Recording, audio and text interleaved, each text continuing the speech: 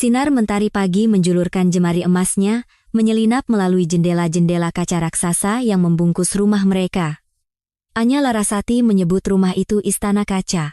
Sebuah mahakarya arsitektur modern di Pondok Indah, Jakarta Selatan, yang ia ciptakan dari nol dengan setiap tetes keringat dan jam kerja yang tak terhitung. Pagi itu, seperti biasa, dimulai dengan keheningan yang damai.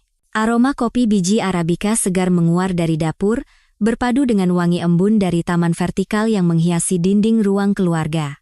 Anya baru saja menyelesaikan sesi yoga paginya di teras belakang yang menghadap ke kolam renang tanpa batas. Setiap gerakan adalah wujud syukur atas semua yang telah ia capai. Di usianya yang baru menginjak 32 tahun, ia sudah menjadi nama yang disegani di dunia startup fintech. Perusahaannya, Teknonusa Inovasi, adalah bukti nyata dari visi tajamnya. Selamat pagi, Ratuku, sebuah suara serak yang familiar memanggilnya.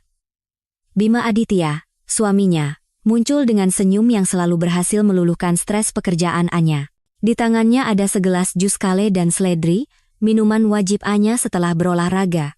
Pagi juga, sayang, jawab Anya, menerima gelas itu, dan mengecup ringan pipi Bima. Tumben sudah bangun, Bima terkekeh. Bagaimana mungkin aku melewatkan pemandangan istriku yang cantik ini memulai harinya?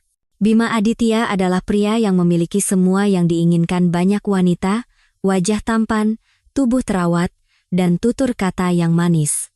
Mereka bertemu 5 tahun lalu, saat Anya masih merintis usahanya. Saat itu, Bima adalah seorang manajer pemasaran di perusahaan lain. Terpesona oleh karismanya, Anya jatuh cinta. Setelah menikah, ia mempercayakan Bima posisi direktur pengembangan bisnis di perusahaannya. Baginya, itu adalah perpaduan sempurna antara cinta dan pekerjaan. Setelah sarapan, mereka berjalan menuju garasi yang luas. Di sana, 3 mobil berjejer rapi, sebuah SUV keluarga yang praktis, sedan Bima untuk bekerja, dan yang paling mencolok, sebuah sedan sport Eropa berwarna merah menyala. Mobil itu bukan sekadar alat transportasi, ia adalah sebuah monumen. Hadiah Anya untuk dirinya sendiri saat valuasi perusahaannya menembus angka 10 triliun rupiah. Setiap lekuk bodinya adalah pengingat bahwa kerja kerasnya tidak sia-sia. Sayang, boleh aku pinjam si merah hari ini? Tanya Bima, matanya berbinar menatap mobil itu. Ada pertemuan dengan investor yang sangat penting. Aku ingin memberikan kesan terbaik. Anya sedikit mengerutkan kening. Biasanya Bima tidak pernah meminta, meskipun Anya selalu mengizinkannya. Mobil itu adalah kebanggaan Anya, sesuatu yang sangat personal. Tapi melihat sorot mata Bima yang penuh harap, ia tak tega menolak. Ini demi kesuksesan perusahaan kita juga, pikirnya. Tentu saja, Anya tersenyum, menyerahkan kunci pintar dari dalam tasnya. Hati-hati, ya. Jangan sampai tergores. Tenang saja, Ratuku. Aku akan menjaganya seperti aku menjagamu, kata Bima, mengecup kening Anya sebelum masuk ke mobil. Saat ia menyalakan mesin, suara deru yang garang namun elegan memenuhi garasi. Anya memandangi mobil merah itu perlahan keluar dari gerbang. Sebuah perasaan aneh yang tak bisa dijelaskan melintas di benaknya. Perasaan posesif yang jarang ia rasakan. Tapi ia segera menepisnya. Dia Bima, suaminya, separuh jiwanya. Untuk sesaat, dalam kemewahan Istana Kaca, Anya percaya hidupnya benar-benar sempurna. Ia tidak tahu bahwa retakan pertama pada kaca itu akan segera muncul. Hari itu berjalan seperti biasa. Rapat maraton, puluhan email yang harus dibalas, dan 2 wawancara dengan media bisnis. Anya menikmati kesibukannya. Baginya, pekerjaan adalah gairah. Menjelang malam, ia akhirnya bisa bersandar di sofa empuk di ruang kerja rumahnya, memeriksa beberapa laporan terakhir sebelum benar-benar beristirahat. Bima belum pulang. Ia bilang rapat makan malam dengan calon investor akan berlangsung hingga larut. Anya mengerti. Begitulah dunia bisnis. Ia mengirim pesan singkat. Jangan terlalu malam, sayang. Aku tunggu di rumah. Beberapa menit kemudian, balasan datang, siap, Ratuku. Sebentar lagi selesai. Love you. Baru lewat pukul 11 malam suara mobil merahnya akhirnya terdengar memasuki garasi. Anya menyambutnya di pintu depan dengan senyuman. Tapi begitu Bima melangkah masuk, senyumnya sedikit memudar. Bukan karena suaminya terlihat lelah. Ada sesuatu yang lain. Sesuatu yang mengusik indera penciumannya. Saat Bima memeluknya, aroma itu menjadi semakin jelas. Aroma parfum yang tajam, manis, dan terasa agak murahan. Sangat berbeda dengan parfum Bima yang biasanya beraroma woody dan musky yang maskulin, atau parfum Anya sendiri yang lebih menyukai aroma kayu dan rempah yang elegan. Aroma ini terlalu genit. Bagaimana pertemuannya? Tanya Anya, mencoba menjaga suaranya tetap normal saat melepaskan pelukan. Luar biasa. Mereka sangat tertarik. Sepertinya kita akan dapat investasi besar dalam waktu dekat, jawab Bima dengan semangat meluap-luap. Ia melepaskan jasnya dan menyampirkannya di sandaran kursi. Aroma parfum itu seolah menyebar ke udara. Anya tak tahan lagi. Parfummu beda sekali hari ini. Bima berhenti sejenak, tampak berpikir. Lalu ia tertawa kecil, seolah teringat sesuatu yang lucu. Oh, ini. Kliennya dari agensi iklan, timnya perempuan semua. Rapatnya di private room yang tidak terlalu besar. Mungkin aroma parfum salah satu dari mereka menempel di bajuku. Tahu sendiri kan, kalau perempuan berkumpul, kadang bau parfumnya bisa bikin pusing. Penjelasan itu terdengar masuk akal. Sangat masuk akal. Anya bahkan merasa sedikit konyol karena sempat berpikiran negatif. Tentu saja itu yang terjadi. Aku hanya terlalu lelah dan imajinasiku berlebihan. Oh, begitu. Syukurlah kalau berhasil, aku ikut senang. Anya berusaha tersenyum tulus. Malam itu, berbaring di tempat tidur, Anya sulit memejamkan mata. Bima sudah tertidur lelap di sampingnya, napasnya teratur. Tapi aroma asing itu seolah masih tertinggal di udara kamar mereka, samar-samar mengganggu ketenangannya. Itu adalah bisikan pertama dari keraguan. Noda pertama pada simfoni kehidupannya yang sempurna. Untuk pertama kalinya dalam 5 tahun pernikahan mereka, Anya merasakan jarak yang tak terlihat di antara mereka. Jarak yang seluas aroma parfum yang bukan miliknya. 2 minggu berlalu sejak malam itu. Anya berusaha mengubur kecurigaannya, menganggapnya sebagai produk dari kelelahan. Bima kembali menjadi suami yang manis dan perhatian. Proyek dengan investor baru yang ia sebutkan tampaknya berjalan lancar, membuatnya sering pulang malam atau melakukan perjalanan dinas ke luar kota. Anya, yang juga sibuk dengan pekerjaannya, berusaha memberikan dukungan penuh. Hingga pada suatu Jumat sore, saat Anya sedang memimpin rapat evaluasi kinerja kuartalan, ponselnya di atas meja bergetar beberapa kali, notifikasi email. Ia melirik sekilas. Melihat logo bank tempat kartu kredit tambahannya terdaftar, ia mengabaikannya, fokus pada presentasi di hadapannya. Rapat baru selesai menjelang pukul 8 malam. Sambil meregangkan tubuh, Anya mengambil ponselnya dan membuka email yang tadi masuk. Itu adalah laporan transaksi bulanan untuk kartu kredit yang ia berikan pada Bima untuk keperluan operasional dan representasi perusahaan. Biasanya, ia akan langsung meneruskannya ke tim keuangan tanpa memeriksa detailnya. Tapi entah kenapa, sisa-sisa perasaan janggal 2 minggu lalu membuatnya tergerak. Jemarinya membuka lampiran PDF tersebut. Matanya menelusuri deretan angka dan nama-nama merchant. Sebagian besar adalah transaksi yang wajar, makan siang bisnis, bensin, biaya tol. Tapi saat matanya sampai pada transaksi tanggal 15 tepat 2 hari sebelumnya, hari Rabu jantung Anya serasa berhenti berdetak. Hari itu, Bima memberitahunya harus ke Surabaya untuk survei lokasi baru dan akan menginap semalam. Transaksi pertama dilakukan di sebuah hotel di Surabaya. Wajar. Tapi setelah itu, butik di Pacific Place, Jakarta, Rp50.000.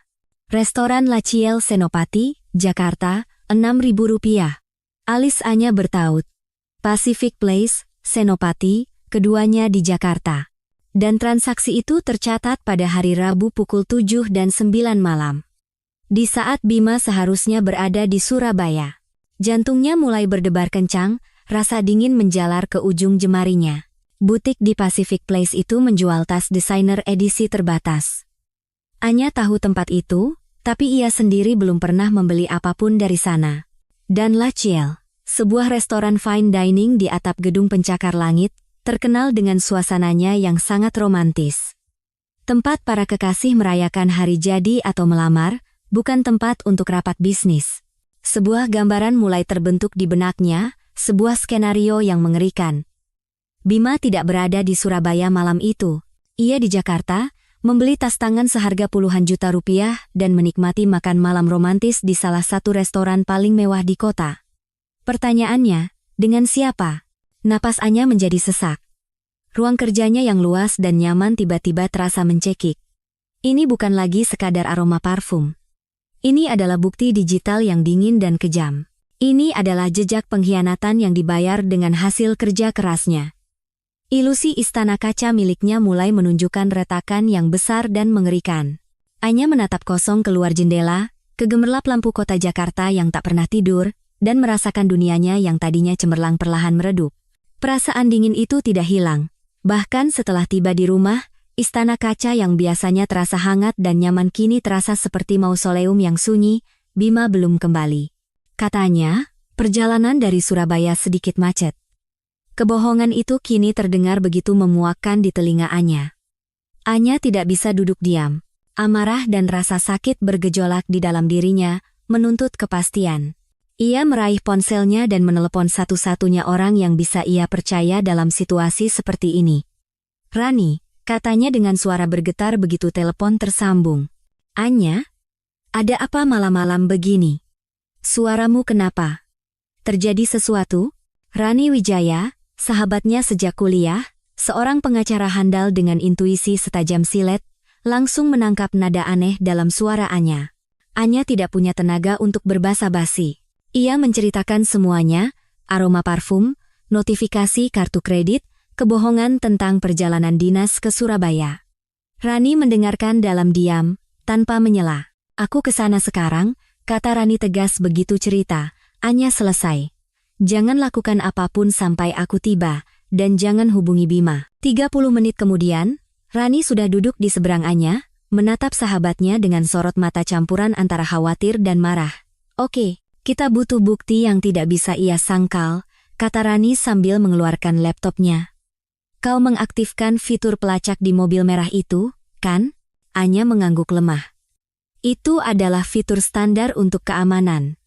Dengan tangan gemetar, Anya membuka aplikasi di ponselnya. Jantungnya berdebar kencang saat membuka riwayat perjalanan. Seperti yang sudah diduga. Pada Rabu malam itu, mobilnya tidak pernah meninggalkan Jakarta.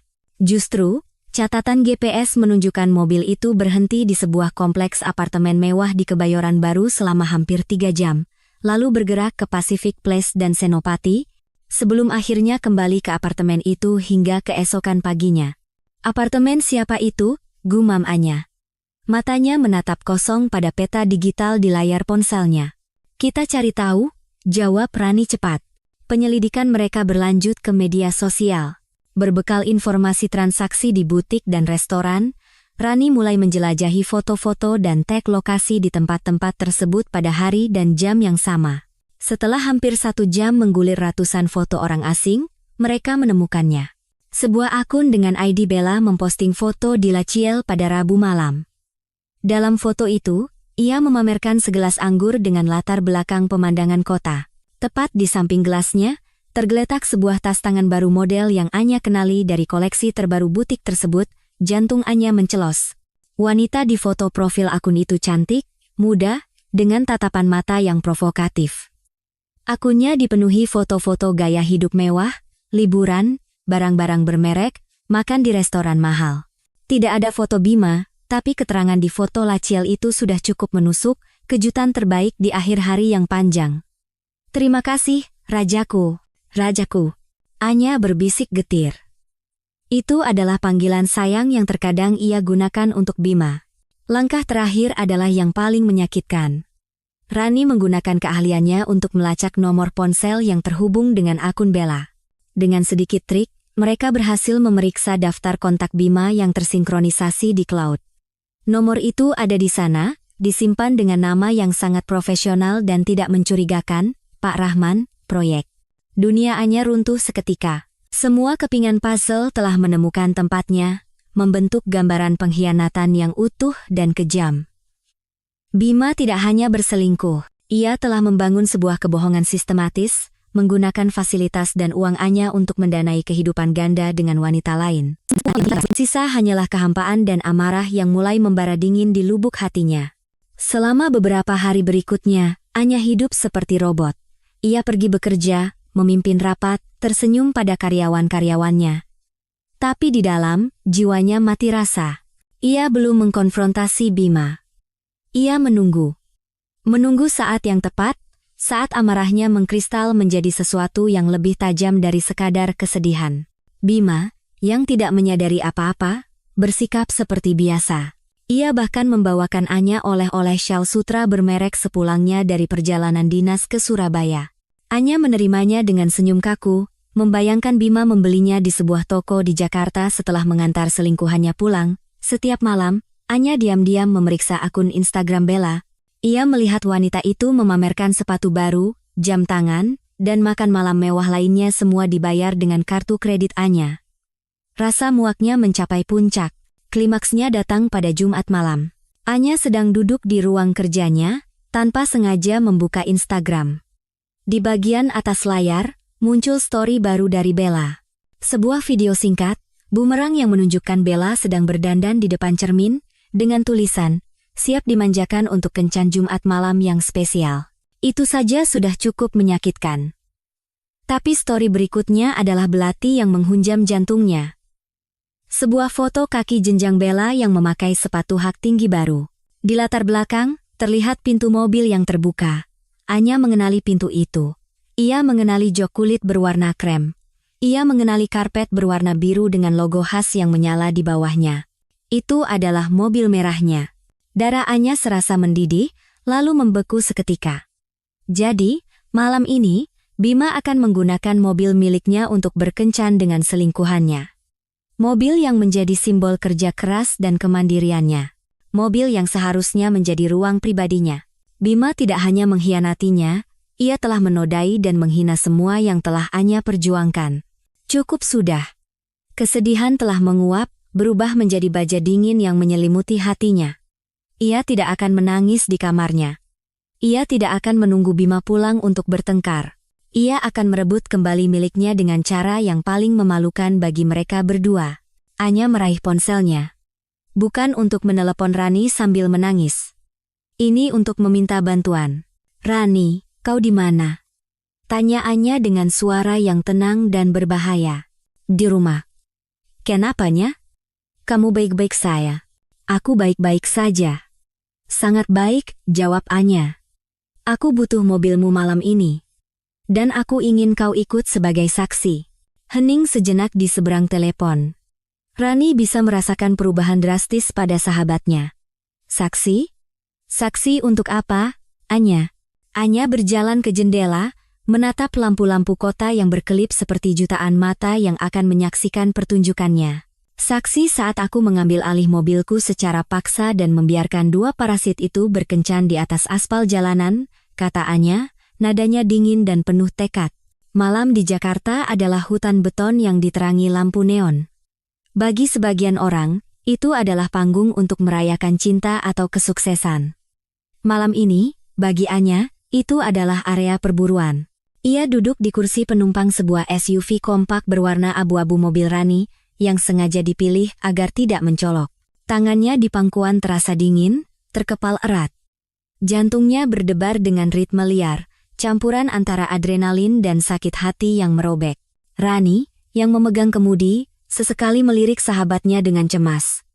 Ia belum pernah melihat Anya seperti ini. Wajahnya pucat, tapi matanya menyala dengan api yang gelap. Tidak ada air mata, tidak ada isak tangis. Hanya ketenangan yang menakutkan, seperti danau beku yang menyembunyikan arus deras mematikan di bawahnya. "Kita tidak harus melakukan ini, Nya," kata Rani pelan, suaranya memecah keheningan di dalam mobil. "Kita pulang saja. Besok aku siapkan gugatan cerai terbaik, kita hancurkan dia di pengadilan." Anya menggeleng perlahan, pandangannya terpaku pada jalan di depan. "Tidak. Ini bukan hanya masalah hukum, Ran. Ini masalah harga diri." Dia membawa pelakurnya bersenang-senang dengan hasil jerih payahku, simbol prestasiku. "Aku tidak akan membiarkannya, tidak malam ini." Mereka melacak sinyal GPS mobil merah itu. Bima membawanya ke sebuah restoran mewah di kawasan Senopati, area yang dipenuhi tempat-tempat trendy yang sering dikunjungi sosialita.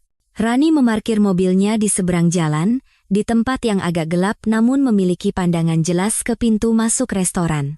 Dari kejauhan, mobil merah itu tampak gagah, berkilauan di bawah lampu di area parkir valet. Setiap kali melihatnya, dadaannya terasa sesak. Ia teringat hari pertama mobil itu tiba di rumahnya, dihiasi pita merah besar. Ia ingat Bima memeluknya dan berkata, "Kau pantas mendapatkan semua ini, ratuku. Kau wanita terhebat yang pernah kukenal." Kata-kata itu kini terdengar seperti hinaan. Setiap kenangan manis yang terukir di dalam mobil itu kini terasa seperti kebohongan. Mereka menunggu selama hampir 2 jam. 2 jam yang terasa seperti selamanya. Anya menghabiskan waktu itu membayangkan apa yang terjadi di dalam. Bima tertawa, Bella bermanja-manja, keduanya menikmati makanan mahal yang akan ditagihkan ke kartu kreditnya. Api di matanya semakin berkobar. Mereka keluar, bisik Rani, membuyarkan lamunan Anya. Benar saja. Sosok Bima, yang tampak necis dengan kemeja mahal, dan Bella, yang glamor dengan gaun ketat, muncul dari lobi restoran. Mereka tertawa, tampak sangat mesra. Bima merangkul pinggang Bella saat petugas valet membawa mobil merah itu ke hadapan mereka. Pemandangan itu Bima membukakan pintu mobilnya untuk wanita lain adalah pemandangan yang menyakitkan bagi Anya. Mobil Rani menyala tanpa suara. "Kau yakin, Nya? Ini kesempatan terakhir untuk mundur." Anya menoleh pada sahabatnya. Dan untuk pertama kalinya malam itu, seulas senyum tersungging di bibirnya. Senyum yang tidak sampai ke matanya. "Jalan, Ran. Ikuti mereka. Jangan terlalu dekat." Mobil merah itu melesat menembus malam, membawa 2 pengkhianat di dalamnya, dan di belakang mereka, dalam bayang-bayang, sebuah SUV abu-abu mengikuti tanpa lelah. Pengejaran di bawah lampu kota telah dimulai. Ini bukan lagi tentang cinta yang hilang, ini tentang merebut kembali kehormatan. Mobil merah itu melaju di jalan tol dalam kota, jalan arteri yang lebar dan panjang menghubungkan pusat-pusat bisnis kota. Lampu gedung-gedung pencakar langit di kiri dan kanan menjadi saksi bisu. Kecepatan mobil cukup tinggi, seolah Bima sedang memamerkan kekuatan mesinnya pada teman kencannya. Mungkin tawa mereka memenuhi kabin mobil. Mungkin musik menggelegar dari sistem audio canggih yang Anya pilih sendiri. Suasana di dalam SUV Rani sangat kontras, hening dan tegang. Anya memberikan instruksi dengan suara datar dan terkendali, seperti seorang jenderal yang memimpin operasi militer. Setelah jalan layang di depan itu, ada celah di bahu jalan yang cukup untuk berhenti. "Kita lakukan di sana," kata Anya, matanya terpaku pada lampu belakang mobilnya yang membentuk 2 garis merah tajam di kejauhan. "Nya, ini jalan tol. Berbahaya," bantah Rani. Genggamannya pada kemudi mengerat. "Lebih berbahaya membiarkan martabatku diinjak-injak lebih lama lagi." "Lakukan saja, Ran. Aku percaya padamu," jawab Anya. Nadanya tidak menyisakan ruang untuk perdebatan. Rani menghela napas panjang, lalu mengangguk. Ia menambah kecepatan, perlahan mulai menyalip dari lajur kiri. Jantungnya berdebar kencang, tapi melihat tekad dingin di wajah sahabatnya, ia memantapkan hati.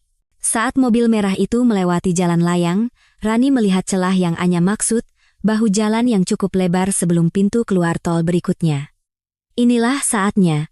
Dengan satu gerakan cepat dan terukur, Rani membanting setir ke kanan, memotong lajur tepat di depan mobil merah itu. "CKITTT," suara decit ban yang memekakan telinga merobek udara malam. Bima, yang terkejut, menginjak rem dalam-dalam. Mobil sport itu berhenti mendadak, hanya beberapa sentimeter dari bemper mobil Rani. Beberapa mobil di belakang membunyikan klakson dengan marah. Sebelum Bima sempat mencerna apa yang terjadi, pintu penumpang SUV di depannya terbuka. Sosok Anya muncul. Malam itu ia mengenakan blus sutra hitam dan celana panjang berwarna senada, pakaian simpel yang memancarkan aura kekuatan. Rambut panjangnya sedikit berkibar ditiup angin dari mobil yang melintas. Ia tidak berlari. Ia berjalan dengan langkah tenang dan berwibawa menuju sisi pengemudi mobilnya. Lampu depan mobilnya yang masih menyala menyorotnya, menciptakan siluet yang dramatis. Wajahnya, yang biasanya hangat dan penuh senyum, kini sedingin es. Setiap langkah kakinya di aspal yang keras terdengar seperti jenderang perang di telinga Bima. Di dalam mobil, mata Bima membelalak. Wajahnya berubah dari bingung menjadi ngeri. Ini tidak mungkin. Bagaimana Anya bisa ada di sini? Di sampingnya, Bella menatap dengan ekspresi campuran antara bingung dan kesal. Siapa sih perempuan gila itu? Bima tidak menjawab. Mulutnya terasa kering. Ia melihat istrinya semakin dekat, dan ia tahu malamnya yang sempurna kini telah berubah menjadi neraka terburuk. Pertunjukan akan segera dimulai, dan mereka adalah aktor utama yang terperangkap di bawah sorotan lampu di panggung bernama Jalan Tol. Tok, tok, tok. Anya tidak berteriak. Ia hanya mengetuk jendela sisi pengemudi dengan buku-buku jarinya. 3 ketukan tajam dan berwibawa. Suaranya cukup keras untuk terdengar di atas deru kendaraan yang lalu lalang. Itu adalah suara seorang pemilik yang menuntut masuk ke propertinya. Di dalam, Bima membeku. Otaknya berputar cepat, mencari kebohongan, alibi. Tapi di hadapan tatapan Anya yang seolah menembus kaca, semuanya terasa sia-sia. Bella, yang mulai menyadari siapa wanita di luar, mendecakkan lidah kesal. Oh, jadi ini istrimu? Kampungan sekali, main hadang di jalan. Ia mencoba menyindir, menunjukkan bahwa ia tidak terintimidasi. Bima menatap Bella sekilas dengan panik, lalu kembali menatap Anya. Dengan tangan gemetar, ia menekan tombol untuk menurunkan jendela. Anya, sayang, kamu ngapain di sini? Ini nggak seperti yang kamu. Diam, potong Anya. Satu kata itu diucapkan dengan nada rendah yang begitu dingin hingga membungkam Bima. Aku tidak bertanya. Aku memerintahkan. Keluar dari mobilku, sekarang. Bima menelan ludah. Sayang, kita bicara di rumah, ya? Jangan buat keributan di sini. Aku bilang, keluar. Kali ini, suara Anya sedikit meninggi, cukup untuk membuat Bima tersentak. Bella, yang merasa harga dirinya terusik, ikut campur. Ia mencondongkan tubuhnya ke arah Bima. Mas Bima, bilang sama dia. Siapa kamu seenaknya ngusir kita? Kamu pikir kamu siapa? Pandangan Anya beralih dari Bima ke Bella. Tatapan menghina, seolah melihat serangga yang menjijikkan. Kau tanya siapa aku? Anya tertawa kecil. Tawa tanpa kehangatan. Aku adalah wanita yang membelikan gaun yang kau pakai sekarang. Aku wanita yang membayar makan malam mahal yang baru saja masuk ke perutmu. Dan yang terpenting, aku adalah pemilik mobil mewah yang sedang kau duduki pantatmu. Jadi, kalau aku bilang keluar, kau keluar. Wajah Bella memerah karena marah dan malu. Ia tak bisa berkata apa-apa. Anya kembali menatap Bima. Aku tidak akan mengatakannya untuk ketiga kalinya, Bima. Berikan kuncinya, dan kalian berdua turun. Menyadari tidak ada lagi jalan keluar, Bima menyerah. Ia mematikan mesin. Hening sesaat menyelimuti kabin mobil. Ia mencabut kunci pintar dari dashboard. Tangannya bergetar saat menyerahkannya pada Anya. Bagus, kata Anya, merebut kunci itu dari tangan Bima. Sekarang turun. Berdua, dengan langkah berat, Bima membuka pintu dan keluar. Disusul Bella, yang turun sambil membanting pintu dengan kesal. Mereka kini berdiri di bahu jalan yang kotor, diterpa angin dari mobil yang melesat dan disinari lampu jalan yang remang-remang. Pakaian mahal mereka tampak kontras dengan lingkungan sekitar. Beberapa pengendara motor melambat, menatap pemandangan aneh itu dengan penasaran. Anya tidak berhenti di situ. Ia membuka dompetnya, mengeluarkan beberapa lembar uang 100 ribuan, dan melemparkannya ke dada Bima. Uang itu berhamburan di atas aspal. Itu, kata Anya dengan nada menusuk. Untuk ongkos taksi kalian. Selamat menikmati sisa kencan kalian di pinggir jalan. Tanpa menunggu jawaban, Anya masuk ke dalam mobil merahnya. Ia duduk di kursi pengemudi, di mana kehangatan tubuh suaminya masih tersisa. Aroma parfum Bella yang memuakkan masih mengambang di udara. Dengan satu gerakan, ia menyalakan mesin, dan deru garang yang meledak dari mobil itu seolah menjadi deklarasi kemenangannya. Anya menginjak pedal gas. Mobil sport itu melesat ke depan, meninggalkan Bima dan Bella yang berdiri seperti dua patung dungu di pinggir jalan. Dari kaca spion, ia bisa melihat siluet mereka yang semakin mengecil, Bima yang menatap kosong dan Bella yang tampaknya berteriak marah. Anya tidak peduli. Ia terus melaju, membiarkan deru mesin menelan semua suara lain di dunia. Rani, yang telah menunggu di mobilnya, segera mengikuti dari belakang, menjaga jarak aman untuk memberi ruang pada sahabatnya. Selama beberapa menit pertama, yang Anya rasakan hanyalah kemenangan. Sensasi adrenalin yang memabukkan menyapu tubuhnya. Ia berhasil. Ia merebut kembali miliknya. Ia mempermalukan mereka, menunjukkan siapa yang memegang kendali. Senyum getir terukir di wajahnya. Ia membayangkan Bima yang bingung harus berkata apa pada selingkuhannya. Membayangkan mereka harus mencari taksi dalam keadaan terhina. Tapi perasaan kemenangan itu berumur pendek. Saat ia keluar dari jalan tol dan memasuki jalanan kota yang lebih sepi, adrenalin mulai surut. Deru mesin yang tadinya terdengar seperti pekik kemenangan, kini terdengar seperti jeritan keputusasaan. Aroma parfum Bella yang tertinggal di dalam mobil tiba-tiba terasa begitu menyengat, membuatnya sesak napas. Dan kenyataan menghantamnya dengan seluruh kekuatannya. Pria yang baru saja ia tinggalkan di pinggir jalan adalah pria yang pernah ia cintai. Pria yang bersamanya ia membangun mimpi. Pernikahannya, istananya, masa depannya semuanya kini hancur berkeping-keping. Kemenangan ini terasa begitu hampa. Di balik topeng kemarahan, ada hati yang hancur lebur. Setetes air mata mengalir di pipinya, disusul oleh tetesan-tetesan lainnya. Anya menepikan mobilnya di pinggir jalan yang sepi, di bawah naungan pohon yang gelap dan rindang. Dan di sanalah, di dalam mobil yang menjadi simbol kesuksesan sekaligus TKP pengkhianatan, pertahanannya runtuh. Isak tangis yang telah ia tahan selama berhari-hari akhirnya meledak, bukan tangisan yang pelan dan pilu. Ini adalah raungan yang hebat dan menyakitkan. Bahunya berguncang hebat. Ia memukul-mukul setir, meluapkan semua rasa sakit, amarah, dan kekecewaan yang menyesakkan dadanya. Ia menangisi 5 tahun hidupnya yang terasa sia-sia, menangisi kepercayaan yang dihancurkan tanpa ampun, menangisi Anya di masa lalu, yang begitu naif dan penuh cinta. Mobil Rani berhenti di belakangnya. Rani tidak langsung turun. Ia membiarkan sahabatnya meluapkan semuanya. Beberapa menit kemudian, ketika raungan Anya mereda menjadi isak yang terputus-putus, Rani turun dari mobilnya dan mengetuk jendela dengan pelan. Anya membuka kuncinya. Rani masuk dan duduk di kursi penumpang yang baru saja ditinggalkan Bella. Tanpa berkata apa-apa, ia menarik sahabatnya ke dalam pelukannya.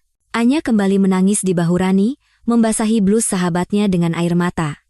Keluarkan semuanya, Nya, bisik Rani lembut, menangislah sepuasmu. Malam ini kau boleh hancur. Besok, kita akan membangun kembali reruntuhan itu, lebih kuat dari sebelumnya. Di tengah malam Jakarta yang sunyi, di dalam sebuah mobil sport mewah, seorang ratu yang baru saja memenangkan pertempuran sedang meratapi kerajaannya yang telah runtuh. Perjalanan kembali ke Istana Kaca terasa panjang dan berat. Anya mengemudi sendiri, sementara Rani terus mengikuti di belakang untuk memastikan ia baik-baik saja. Air matanya sudah kering, menyisakan jejak bengkak di wajahnya dan kehampaan yang dingin di hatinya. Kesedihan yang baru saja meluap kini telah bermetamorfosis kembali menjadi amarah-amarah yang tenang, membara, dan jauh lebih berbahaya. Saat tiba di rumah, kemegahannya terasa seperti sebuah ironi. Rumah ini ia bangun bersama sebagai simbol cinta dan kesuksesan. Sekarang, ia terasa seperti penjara kenangan. Kau yakin akan baik-baik saja sendirian? Tanya Rani cemas saat Anya turun dari mobil. Anya mengangguk. Aku harus menghadapi ini sendiri. Kau pulanglah, Ran. Terima kasih untuk semuanya. Aku berutang nyawa padamu. Kapanpun, Nya. Telepon aku jika butuh apapun, jam berapapun, kata Rani sebelum akhirnya melesat pergi. Anya melangkah masuk. Keheningan menyambutnya. Ia langsung menuju kamar utama, membuka lemari pakaian, dan mulai mengeluarkan semua barang milik Bima. Kemeja-kemeja mahalnya, setelan jas impor, koleksi jam tangannya semuanya ia lemparkan ke lantai tanpa perasaan. Ia mengambil beberapa koper besar dan mulai memasukkan barang-barang itu dengan kasar. 1 jam kemudian, 3 koper besar dan 2 kardus berisi barang-barang Bima telah tertumpuk rapi di dekat pintu depan.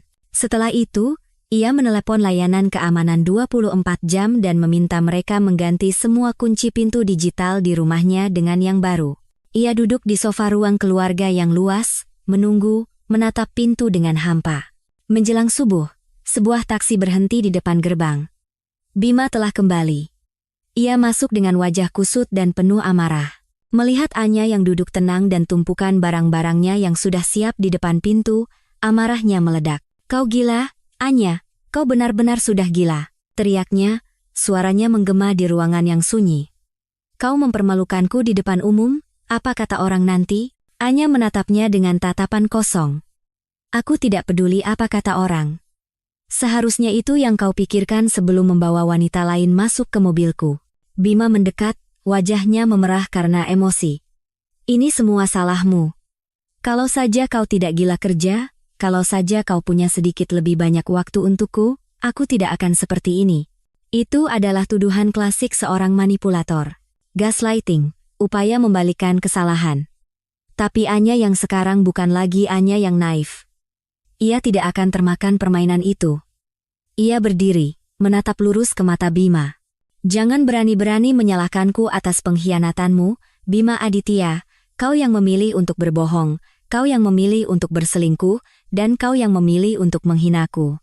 Kesibukanku membangun perusahaan inilah yang membuatmu bisa menikmati hidup mewah dan membiayai selingkuhanmu. Jadi jangan pernah jadikan itu sebagai alasan." Bima terdiam, kehabisan kata-kata. "Barang-barangmu sudah kukemasi," lanjut Anya, suaranya sedingin es.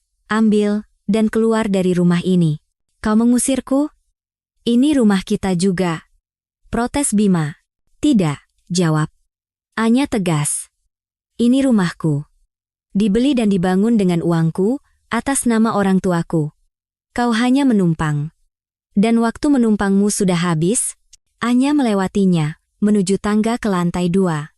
"Malam ini, tidurlah di hotel, atau di apartemen selingkuhanmu. Aku tidak peduli. Besok, pengacaraku akan menghubungimu." Ia berhenti di puncak tangga, menatap Bima untuk terakhir kalinya malam itu. Pria yang pernah menjadi dunianya itu kini tampak begitu kecil dan menyedihkan di tengah kemewahan yang bukan miliknya. "Dan satu hal lagi," tambah Anya. "Jangan pernah panggil aku sayang atau ratuku lagi. Kau sudah kehilangan hak itu." Dengan itu, ia berbalik dan masuk ke kamarnya. Ia menutup dan mengunci pintu. Suara klik kunci terdengar begitu final.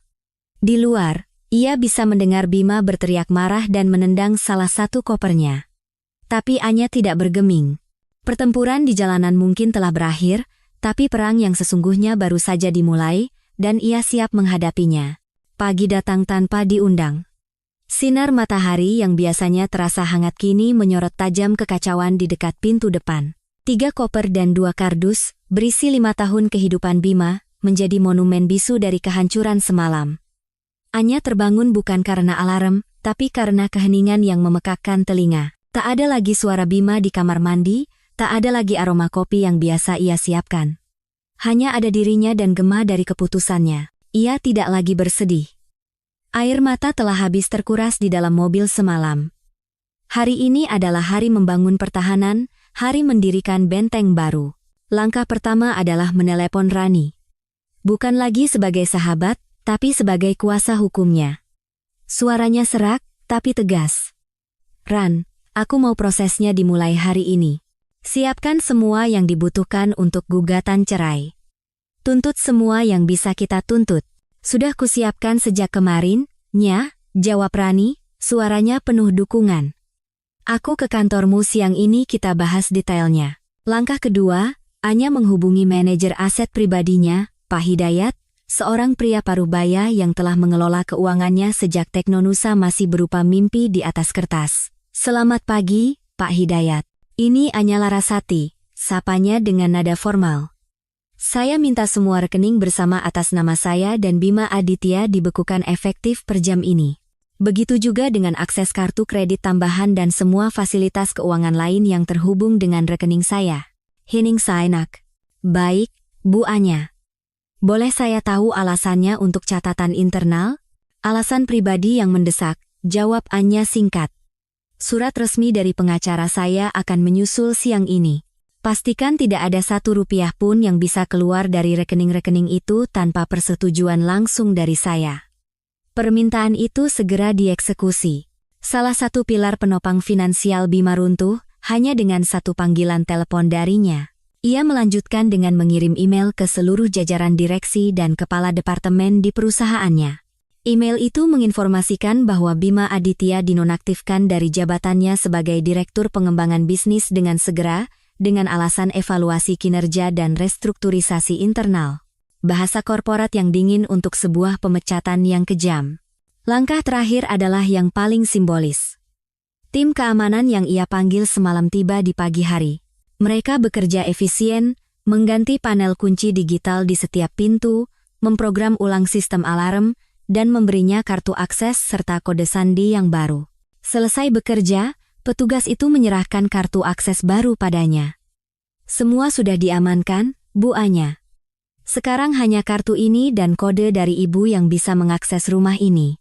Anya menggenggam kartu itu erat-erat, terasa dingin dan kokoh di tangannya. Ini bukan sekadar plastik, ini adalah simbol kedaulatannya. Saat ia menutup pintu di belakang para petugas, terdengar bunyi klik yang mantap. Dinding istana kacanya kini telah berubah menjadi benteng baja. Di dalamnya, ia mungkin masih rapuh, tapi dari luar, ia tak tertembus. Medan perang telah disiapkan, ia hanya perlu menunggu musuh datang. Musuh tidak datang sendirian. Ia membawa pasukan. Siang itu, saat Anya sedang menandatangani dokumen awal perceraian bersama Rani di kantornya, ponselnya berdering. Nama yang tertera di layar membuatnya menghela napas panjang. Ibu mertua.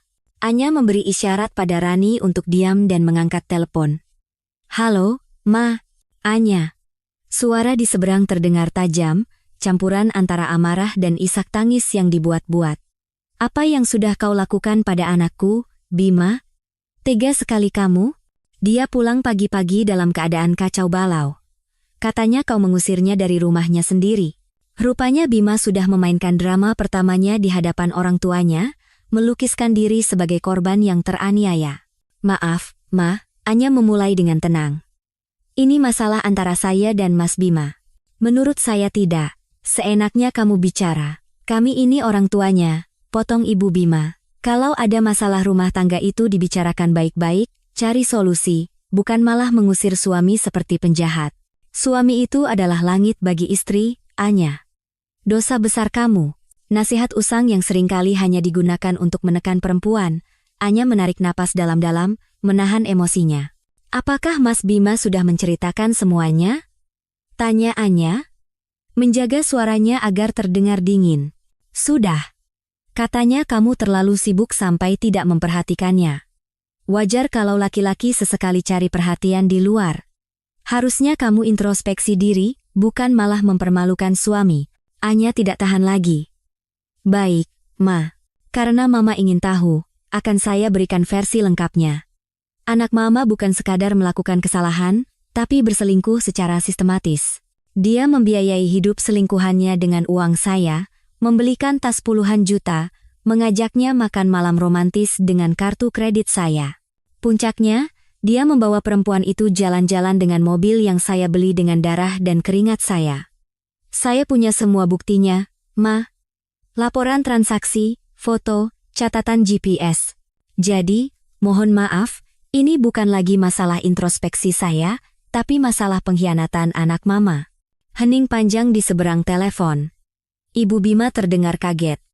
Tapi kamu tidak seharusnya begitu. Saya berhak menjaga harga diri saya, potong Anya tegas. Saya tutup teleponnya, Ma. Selamat siang. Ia memutuskan panggilan tanpa menunggu jawaban. Tangannya sedikit gemetar, bukan karena takut, tapi karena amarah. Setelah itu, ia menelepon ibunya sendiri dan menceritakan seluruh kejadian dengan jujur, termasuk percakapannya dengan ibu mertuanya. Reaksi ibunya 180 derajat berbeda. Suara lembut namun tegas di seberang telepon bagaikan salep bagi lukanya. Kamu melakukan hal yang benar, Nak. Jangan biarkan pria manapun, bahkan suamimu, menginjak-injak kehormatanmu. Ayah dan ibu mendukungmu 100%. Kalau kamu butuh apa-apa, atau hanya ingin menenangkan diri, pintu rumah kami selalu terbuka untukmu. dukungan itu terasa luar biasa. Anya sadar, ia tidak sendirian dalam perang ini. Ia punya keluarganya, ia punya Rani. Garis depan kini semakin jelas. Di satu sisi ada Bima dan keluarganya yang akan mati-matian membela sang putra. Di sisi lain, ada Anya dengan benteng pertahanannya, didukung oleh orang-orang yang tulus mencintainya. Perang ini akan melelahkan, tapi ia tahu ia berada di pihak yang benar. Mengenal musuhmu adalah separuh kemenangan.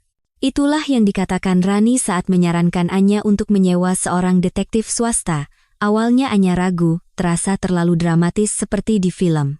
Tapi Rani meyakinkannya bahwa dalam kasus perceraian dengan aset besar yang dipertaruhkan, mengetahui latar belakang pihak ketiga bisa menjadi senjata yang sangat berharga. Anya setuju. Ia bertemu dengan Pak Surya, seorang mantan polisi dengan reputasi sangat baik yang direkomendasikan oleh firma hukum Rani. Anya memberinya semua informasi awal yang ia miliki, akun Instagram Bella, nomor teleponnya, dan alamat apartemen yang ia lacak melalui GPS mobil. Seminggu kemudian, Pak Surya datang ke kantor Anya membawa sebuah amplop coklat tebal. Wajahnya serius. Informasi yang Anda minta sudah saya dapatkan, katanya sambil meletakkan amplop itu di atas meja. Anya membukanya. Di dalamnya ada beberapa lembar laporan yang diketik rapi dan beberapa lembar foto. Apa yang ia baca di sana membuatnya mual. Nama asli wanita itu adalah Sinta Dewi, meskipun ia sering menggunakan nama samaran di lingkungan sosialnya. Ia tidak punya pekerjaan tetap, tapi gaya hidupnya luar biasa mewah. Laporan itu merinci polanya dengan sangat jelas. Sinta adalah seorang predator profesional. Ia bergaul di kelab-kelab kelas atas, pusat kebugaran mewah, atau acara-acara sosialita untuk mencari targetnya, pria-pria kaya yang tampak memiliki masalah dalam pernikahan atau sekadar haus pujian. Bima bukan korban pertamanya. Laporan itu melampirkan profil singkat 3 pria lain yang pernah menjadi kekasihnya dalam 2 tahun terakhir, semuanya pengusaha atau eksekutif senior, dan semuanya sudah menikah. Polanya selalu sama. Ia akan menghujani mereka dengan pujian, memompa ego mereka, lalu perlahan mulai menuntut hadiah-hadiah mahal dan fasilitas mewah. Bagian yang paling mengejutkan adalah kondisi keuangannya. Di balik tas-tas Hermes dan sepatu Louboutin yang ia pamerkan di media sosial, Sinta terlilit utang kartu kredit lebih dari 100 juta rupiah dari belasan bank. Apartemen yang ia tinggali disewa atas nama salah satu mantan kekasihnya, dan iuran bulanannya sudah menunggak 3 bulan. Ia adalah seorang penipu yang membangun istana kebohongan di atas penderitaan orang lain. Wanita itu tidak mencintai Bima, gumam Anya sambil menutup amplop itu. Dia hanya mencintai apa yang bisa Bima berikan untuknya yang pada dasarnya adalah semua milikku. Anehnya, informasi ini tidak membuatnya semakin cemburu, justru sebaliknya. Ada rasa lega yang aneh. Saingannya bukanlah wanita yang benar-benar dicintai suaminya. Saingannya hanyalah seorang penipu murahan. Ini membuktikan bahwa Bima bukanlah korban dari cinta terlarang yang romantis, melainkan korban dari kebodohan dan egonya sendiri, yang begitu rapuh hingga mudah dimanipulasi oleh pujian palsu. Penemuan ini menggeser fokus Anya. Amarahnya pada Sinta mereda, berganti menjadi rasa jijik. Sebaliknya, amarahnya pada Bima justru semakin dalam, bukan hanya karena ia pengkhianat, tapi karena ia begitu bodoh dan ceroboh hingga mempertaruhkan semua pilar kehidupan yang telah Anya bangun dengan susah payah hanya demi sanjungan seorang parasit. Informasi di dalam amplop coklat itu bukan lagi sekadar amunisi untuk perceraian, melainkan konfirmasi bahwa keputusannya untuk mengakhiri segalanya adalah hal paling benar yang pernah ia lakukan. Ditinggalkan tanpa rumah, tanpa akses ke uang, dan tanpa pekerjaan, Bima menjadi putus asa. Dan orang yang putus asa seringkali melakukan hal-hal kotor. Setelah gagal meluluhkan Anya melalui drama keluarga, ia melancarkan serangan balasan dari 2 arah, sosial dan profesional. Serangan pertama datang melalui gosip. Di antara lingkaran pertemanan mereka, Bima mulai menyebarkan narasinya. Ia melukiskan Anya sebagai wanita karier yang dingin, gila kerja, dan tidak peduli pada suami. Ia mengatakan Anya memiliki temperamen buruk dan sering meremehkannya. Puncaknya, ia bahkan mengisyaratkan bahwa Anyalah yang tidak setia, sering melakukan perjalanan dinas keluar kota untuk urusan yang tidak jelas. Ia memainkan peran sebagai suami kesepian yang menjadi korban dari ambisi istrinya. Beberapa teman yang tidak terlalu dekat mulai termakan cerita itu. Anya merasakan perubahannya, ada yang tiba-tiba menjaga jarak, ada yang mengirim pesan mempertanyakan keputusannya. Serangan kedua jauh lebih berbahaya. Dengan pengetahuannya sebagai mantan orang dalam, Bima mencoba menyabotase bisnis Anya. Ia menghubungi beberapa klien kunci yang dulu ia tangani, mencoba membujuk mereka untuk pindah ke kompetitor dengan iming-iming penawaran yang lebih baik. Ia bahkan mencoba menyebarkan desas-desus di internal perusahaan bahwa Teknonusa sedang goyah karena masalah pribadi pendirinya. Anya mengetahui hal ini saat salah satu kliennya yang loyal meneleponnya langsung. "Bu Anya, saya baru saja dihubungi Pak Bima. Dia bicara yang tidak-tidak tentang perusahaan. Sebenarnya apa yang sedang terjadi?" Pukulan itu telak. Bima tidak hanya menghancurkan pernikahan mereka, kini ia mencoba menghancurkan warisan dan kerja keras Anya. Itu adalah deklarasi perang total. Naluri pertama Anya adalah menelepon Bima dan memakinya. Tapi Rani menahannya. "Jangan, Nya. Itu yang dia mau. Dia ingin kau terlihat emosional dan tidak stabil. Lawan dia sebagai seorang CEO, bukan sebagai istri yang tersakiti." Anya mengerti. Ia menarik napas dalam-dalam dan mulai bergerak. Ia segera mengadakan rapat darurat dengan jajaran manajemen seniornya. Tanpa membeberkan detail perselingkuhan, ia menjelaskan secara transparan bahwa ia sedang dalam proses cerai dengan Bima, dan bahwa Bima telah diberhentikan karena pelanggaran etika serius yang merugikan perusahaan. "Tindakan Bima Aditya saat ini adalah sabotase," kata Anya di hadapan timnya, suaranya tenang namun berwibawa. "Saya butuh loyalitas dan kerja keras kalian semua, lebih dari sebelumnya. Hubungi semua klien kita. Yakinkan mereka bahwa perusahaan kita solid. Beri mereka penawaran loyalitas jika perlu. Perkuat sistem keamanan data kita. Kita tidak akan membiarkan satu orang yang sakit hati merusak apa yang telah kita bangun bersama." Timnya merespons dengan positif. Melihat ketenangan dan kepemimpinan Anya, mereka justru semakin solid mendukungnya. Untuk melawan gosip sosial, Anya tidak melakukan apa-apa. Ia hanya terus bekerja seperti biasa, membiarkan profesionalisme dan tindakannya berbicara lebih keras daripada desas-desus murahan. Alih-alih melawan api Bima dengan api yang lebih besar, ia melawannya dengan air dingin yang mematikan. Meskipun menunjukkan wajah tegar di hadapan semua orang, ada malam-malam di mana Anya merasa lelah dan sendirian. Pertarungan di berbagai medan hukum, keluarga, sosial, dan bisnis menguras energinya. Terkadang, saat sendirian di istana kaca yang kini terasa begitu besar, ia akan menatap foto-foto pernikahan mereka yang masih ia simpan di laci. Ia tidak merindukan Bima, tapi ia merindukan perasaan dicintai, ilusi kebahagiaan yang pernah ia miliki. Kerapuhan itu nyata. Suatu sore, merasa jenuh dengan tumpukan dokumen hukum dan laporan bisnis, Anya memutuskan untuk melakukan sesuatu yang sudah lama tidak ia lakukan. Ia berjalan ke ruang kerjanya, bukan untuk bekerja, tapi untuk membuka kembali sebuah folder di laptopnya yang berjudul Proyek Aurora. Proyek Aurora adalah ide gilanya, sebuah platform investasi mikro berbasis kecerdasan buatan yang bertujuan untuk memberdayakan perempuan di daerah pedesaan. Bima selalu menertawakan ide itu. "Terlalu idealis, Nya," katanya dulu. "Tidak ada pasarnya. Fokus saja pada apa yang menghasilkan uang." Jadi, Anya mengubur proyek itu. Kini, tidak ada lagi suara Bima yang meremehkannya. Dengan semangat baru, Anya membuka kembali rencana bisnisnya, memperbarui algoritmanya, membuat sketsa antarmuka pengguna. Ia bekerja hingga larut malam bukan karena terpaksa, tapi karena gairah. Ia lupa waktu, lupa lelah, lupa sakit hati. Di antara angka dan kode, ia menemukan kembali dirinya. 3 hari kemudian, ia mempresentasikan prototipe awal proyek Aurora kepada Dewan Direksi. Ia berbicara dengan antusiasme yang menular, menjelaskan visinya tidak hanya dari sisi bisnis, tapi juga dari sisi dampak sosial. Ketika presentasi selesai, ruang rapat hening sejenak, lalu meledak dalam tepuk tangan meriah. Dewan Direksi tanpa ragu menyetujui pendanaan awal untuk proyek tersebut. Saat berjalan keluar dari ruang rapat, Anya merasakan sesuatu yang sudah lama tidak ia rasakan, kebahagiaan murni. Kebahagiaan yang datang dari pencapaiannya sendiri, bukan dari pengakuan orang lain. Ia sadar, selama ini Bima bukan hanya parasit finansial, tapi juga parasit bagi ambisinya. Suara negatif Bima, tanpa ia sadari, telah membatasi potensinya. Malam itu, Anya melakukan sebuah ritual kecil.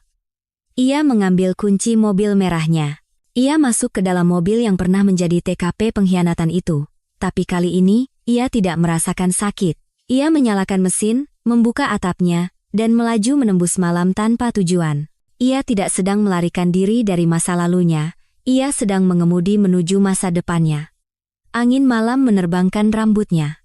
Dan untuk pertama kalinya setelah sekian lama, Anya tersenyum tulus. Ia telah menemukan kekuatannya, bukan dengan melupakan kerapuhannya, tapi dengan membangun sesuatu yang baru dan indah di atasnya.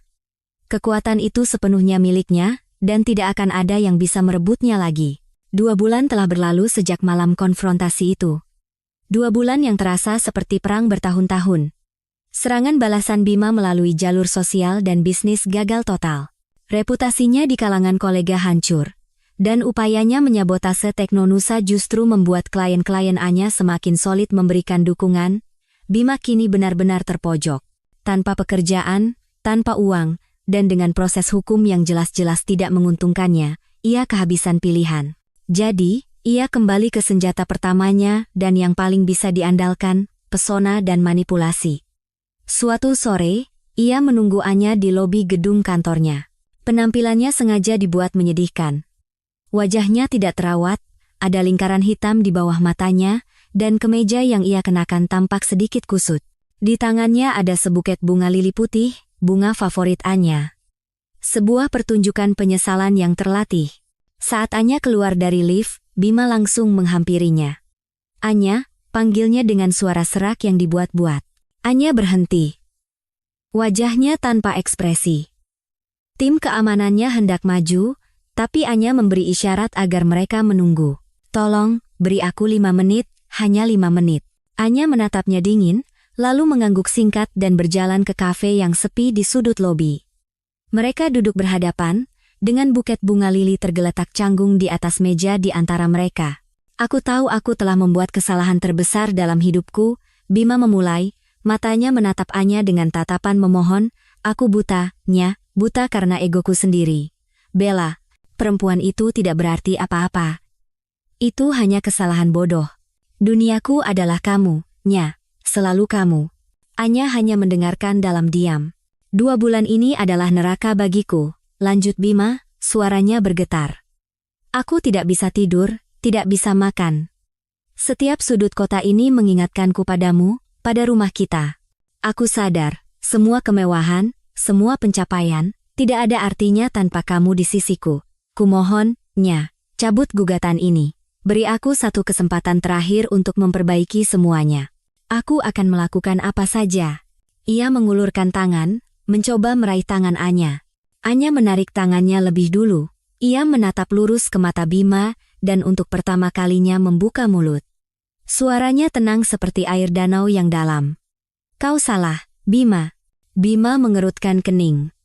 Salah apanya? Kau tidak merindukanku, kata Anya. Kau merindukan akses tanpa batas ke rekeningku.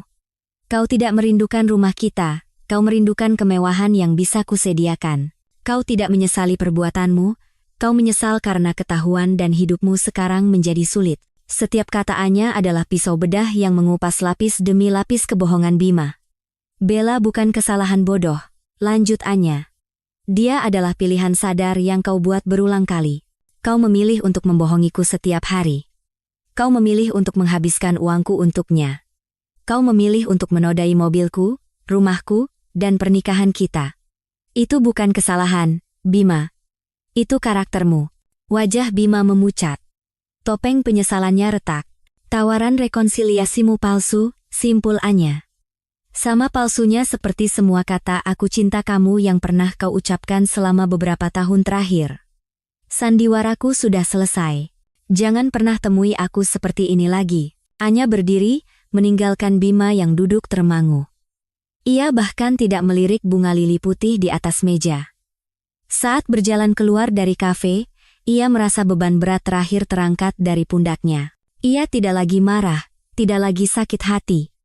Yang ia rasakan hanyalah kelegaan karena telah melihat dengan jelas wujud asli pria yang pernah ia cintai, dan rasa syukur karena telah berhasil melepaskan diri darinya. Seperti yang diduga, keran uang yang tiba-tiba tertutup rapat membuat hidup Bella alias Sinta Dewi berantakan. Tanpa Bima untuk diandalkan, gaya hidupnya yang tinggi tidak bisa lagi dipertahankan. Tagihan kartu kredit menumpuk. Sinta Dewi, kita perlu bertemu. Ada yang harus kita bicarakan. Sebut saja soal kompensasi, kata Sinta, mencoba terdengar mengancam. Aku punya banyak kenangan dengan Mas Bima. Video, misalnya. Kau tidak mau kan citra CEO teladan sepertimu rusak karena hal-hal seperti itu tersebar di internet? Ini adalah upaya pemerasan yang kikuk dan menyedihkan. Anya nyaris tertawa. Apa yang Anda inginkan? 2 miliar, jawab Sinta cepat. Transfer ke rekeningku, dan aku akan lenyap dari kehidupan kalian selamanya. Anya bersandar di kursinya, memutar-mutar pena di antara jemarinya. Dengarkan saya baik-baik, Sinta, katanya dengan nada yang tenang mematikan. Pertama, reputasi saya dibangun di atas kerja keras dan integritas, bukan kehidupan pribadi saya. Ancaman Anda tidak ada artinya. Kedua, dan ini yang paling penting, saat saya tahu tentang perselingkuhan kalian, saya menyewa seorang profesional untuk mencari tahu segalanya tentang Anda. Hening di seberang telepon. Saya punya laporan lengkap setebal 20 halaman di tangan saya. Lanjut, Anya. Nama-nama asli Anda, utang-utang Anda, modus operandi Anda dalam menipu pria-pria kaya. Bahkan beberapa laporan penipuan kecil yang belum sempat diproses polisi. Saya tahu semuanya. Napas Sinta terdengar kasar. Bohong. Coba saja, tantang Anya.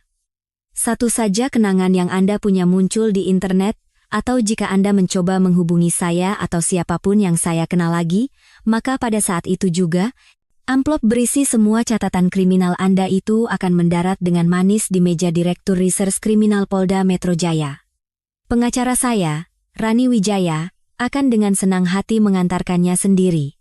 Sekarang, Anda yang pilih, menghilang dengan tenang, atau menghabiskan beberapa tahun ke depan di rutan Pondok Bambu. Keputusan di tangan Anda. Klik. Anya menutup telepon.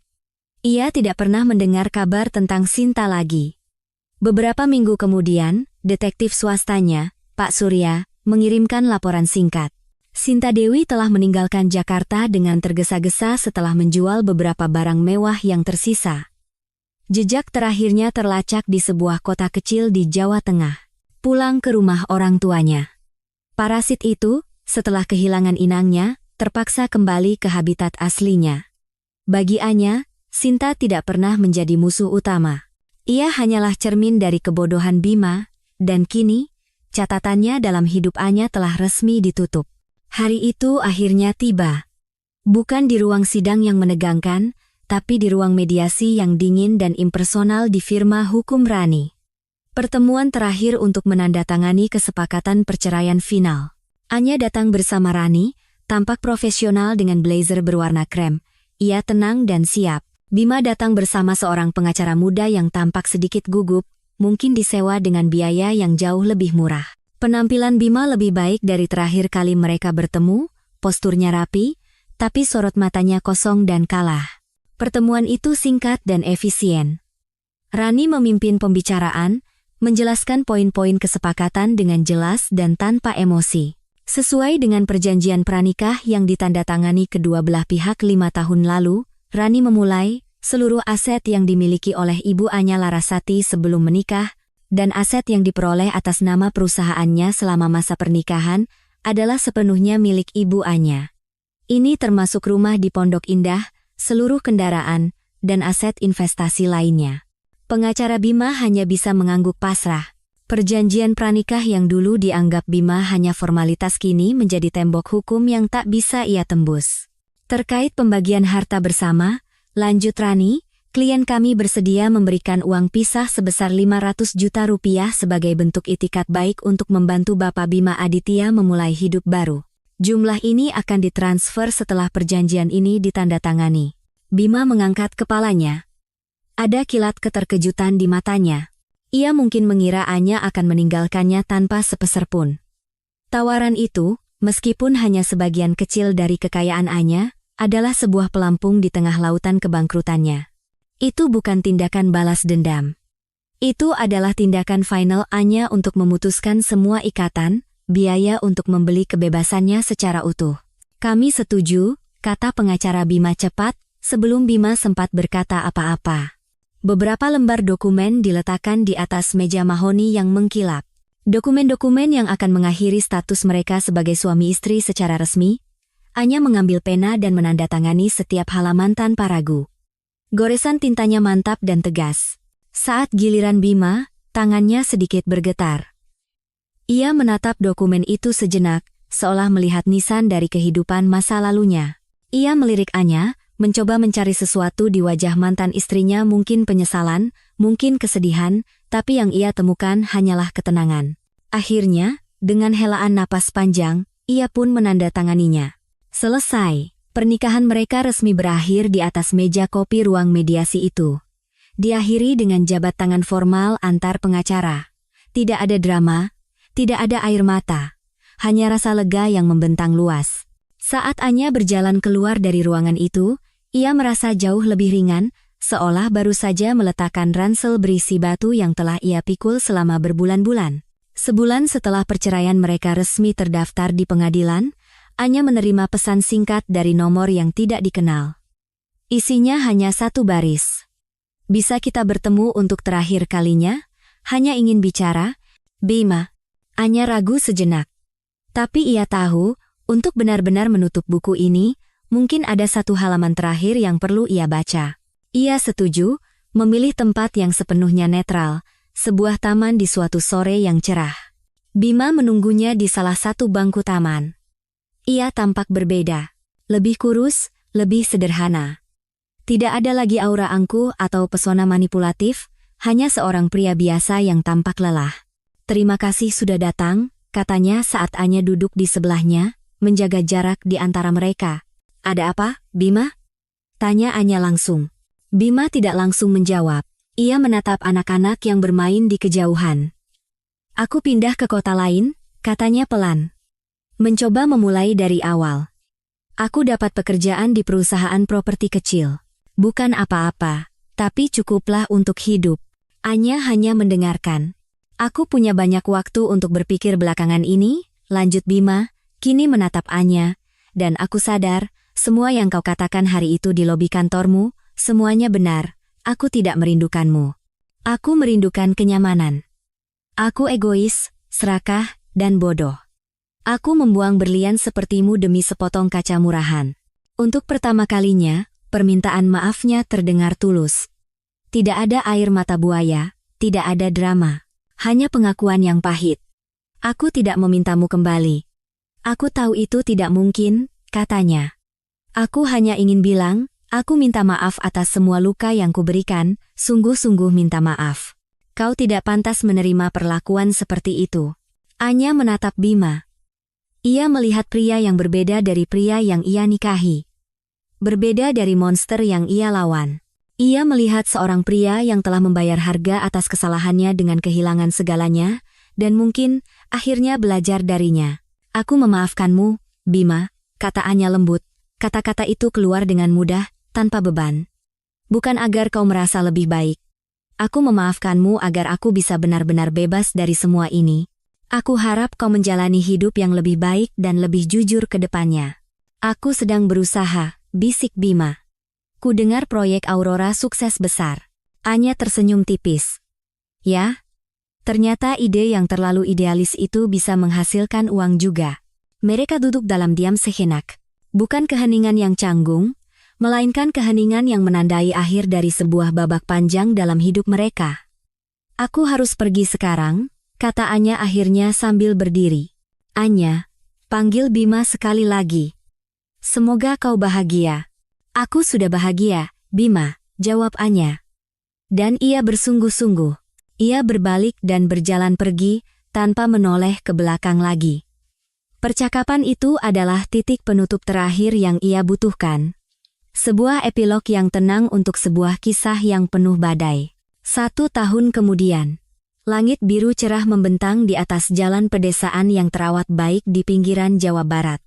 Mobil sport merah Anya melaju dengan tenang. Bukan kecepatan arogan, melainkan kecepatan santai untuk menikmati pemandangan. Di kiri dan kanan, sawah hijau terhampar seperti karpet. Di balik kemudi ada Anya. Ia mengenakan kemeja linen putih sederhana dan kacamata hitam. Rambutnya diikat ekor kuda, dan senyum tulus tak pernah lepas dari bibirnya. Di kursi penumpang, setumpuk proposal dan materi pelatihan untuk proyek Aurora tertata rapi. Proyek Aurora telah melampaui semua ekspektasinya. Platform itu telah membantu ribuan pengusaha perempuan skala kecil di berbagai desa mendapatkan akses pendanaan dan pelatihan. Hari ini, Anya akan meresmikan pusat pelatihan digital kedua, bekerja sama dengan pemerintah daerah setempat. Ponselnya berdering melalui sistem Bluetooth mobil. Rani. Halo, Bu Direktur. Sudah sampai mana? Hampir sampai. Pemandangannya indah sekali di sini, Ran. Harusnya kau ikut, jawab Anya, matanya berbinar. Lain kali deh. Aku masih sibuk mengurus suami-suami yang ketahuan selingkuh pakai mobil hasil jerih payah istrinya, canda Rani. Anya tertawa lepas. Tawa yang bebas dan tanpa beban. Suruh mereka ke aku saja. Bisa ku beri konsultasi. Setelah menutup telepon, Anya melambatkan laju mobilnya saat memasuki gerbang desa. Puluhan ibu-ibu dan perempuan muda menyambutnya dengan antusias, melambaikan tangan dengan wajah penuh harap. Mereka tidak melihatnya sebagai wanita kaya yang tersakiti. Mereka melihatnya sebagai sumber inspirasi, sebagai pembawa perubahan. Ia memarkir mobilnya di bawah naungan pohon yang rindang. Sebelum turun, ia berhenti sejenak, menatap bayangan dirinya di kaca spion. Wanita yang balas menatapnya bukan lagi wanita naif yang tinggal di istana kaca, bukan pula Dewi Kemarahan yang bertempur di jalanan. Wanita itu adalah perpaduan dari semua pengalamannya, kuat, bijaksana, dan penuh tujuan. Mobil merah ini telah menjadi saksi bisu dari titik terendah hingga titik tertinggi dalam hidupnya. Dulu, ia adalah simbol status yang ia bagi dengan suaminya. Kemudian, ia menjadi medan perang untuk harga dirinya. Sekarang, mobil ini adalah kendaraannya untuk menebar kebaikan. Alat yang membawanya pada panggilan hidupnya yang sejati. Ia mematikan mesin, mengambil tas kerjanya, dan melangkah keluar dari mobil. Sinar matahari yang hangat menyambutnya. Ia menghirup dalam-dalam udara pedesaan yang segar, dan berjalan dengan mantap menuju kerumunan yang menantinya. Babak baru dalam hidupnya tidak lagi ditulis di atas kontrak atau laporan keuangan. Ia ditulis di balik kemudi ini, dalam setiap perjalanan yang membawanya lebih dekat pada arti kebahagiaan sejati, dan perjalanan ini baru saja dimulai.